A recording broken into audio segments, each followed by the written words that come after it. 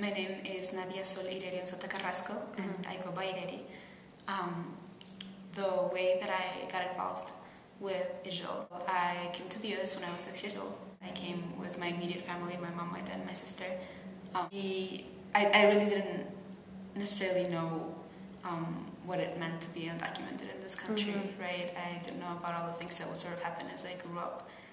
I just knew that I couldn't go back really, or easily and see my grandparents and my uncles and my cousins, right?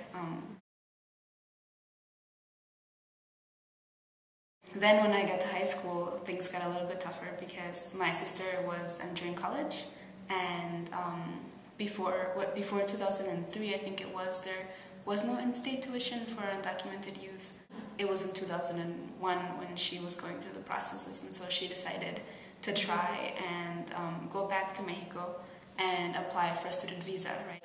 And so she took all her stuff over there and went to the U.S. consulate, and the lady over there told her that she wasn't going to give her a student visa.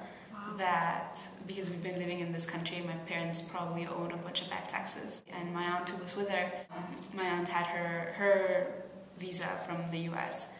My aunt lives over there, right? But she had her visa, and the lady took that as well. And so I remember my parents were really angry and really worried, and they did this campaign to bring my sister back to the U.S., right? Because she was 17, and so the idea being like the U.S. government cannot keep a minor away from their family, and they were very public about it. They went to a lot of talk shows, talked to a lot of newspapers, and eventually got the help of Senator Durbin. And so Senator Durbin gave my sister a humanitarian, it's called humanitarian parole, I think, and so that's how she was able to come back into the country. And then when I got into college, it gets a lot more frustrating because there's a lot of scholarships that require people to have a legal status in order to apply for the money. Even if they're private scholarships, I don't necessarily think that the people who create the criteria are aware of this particular population of students. It really take me like 2 to 3 hours to find maybe 1 or 2 scholarships that I could apply for. So the level of scholarships that we have nowhere near matches the amount of people that are graduating every year. After I graduated from UIC, I sort of told myself, like, I have to go travel the US, right? If I can't travel outside of the US just yet, I'll at least travel inside the US and sort of see what's out there. And so I remember that I was in New York, and I was coming back to Chicago for a little bit. We were supposed to, me and my friend were going to go to California after Chicago. Supposedly. And we went to sleep in a park because we didn't really have a place to stay. And we got a ticket, well, we got a summons to go to court because I guess we're not supposed to sleep there. And I remember that it was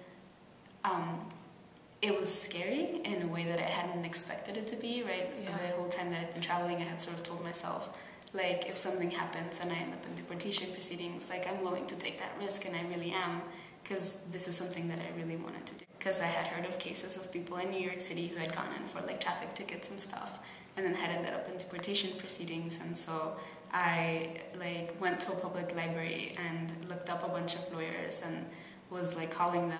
I did come back to Chicago. My parents helped me to hire a lawyer.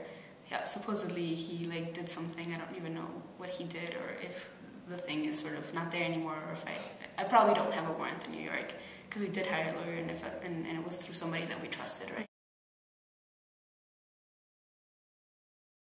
It was sort of the compilation of that experience and of the frustration that I had for so many years, right, of all the stuff that had been building up. And I remember that there had been meetings of youth that wanted to work around immigration and stuff, and they were a little bit before I got here, but I heard about them through my sister.